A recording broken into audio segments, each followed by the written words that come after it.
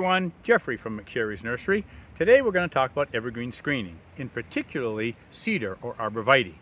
The word cedar, however, could mean anything from a red cedar, which is a juniper, a white cedar, which is Chamaecyparis, or northern white cedar, which is our arborvitae. So we in the trade generally call them arborvitae. It is Thuya as a genus. Thuya occidentalis is our Native American white cedar, and this is the best known one. This is called dark American. It is for screening purposes probably one of the best, densest.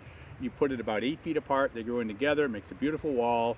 It grows about 25 feet tall, can get 12 to 15 feet wide, but you put it a little closer, grows together, makes a beautiful wall. The next variety I want to talk about is one called Techny. It's T-E-C-H-N-Y. It is also called Mission arborvitae. No one calls it that. They call it the Techny arborvitae. That's this guy right here.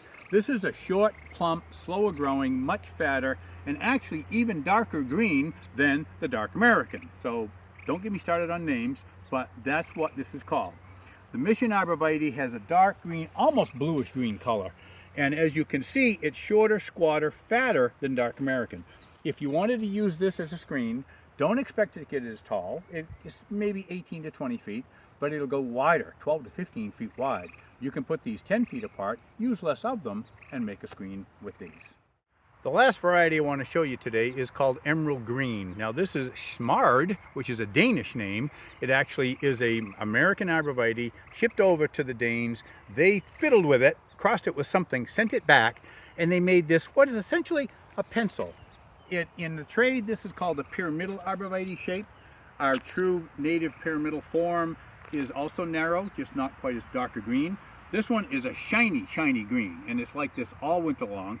It doesn't get any more than 3 or 4 feet wide and grows to 12 to 15 feet tall. You would have to plant these 3 feet apart to make a screen. You need a lot of them, but they don't take up much space. So those of you with small gardens, this is the one to use.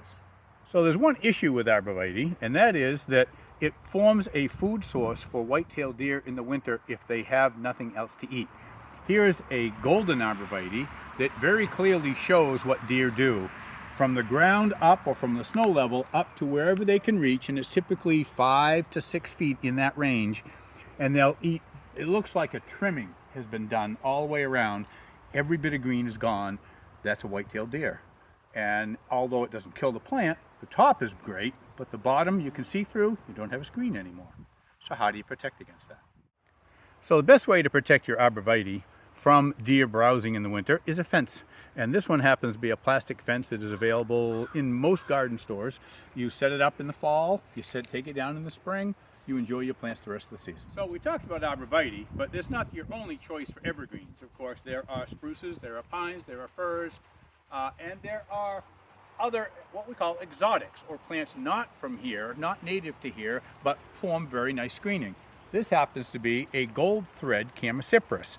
And as you can see, that gets fat, full.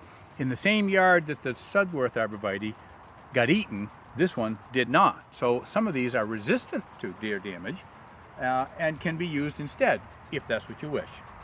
Thanks for watching. See you next week.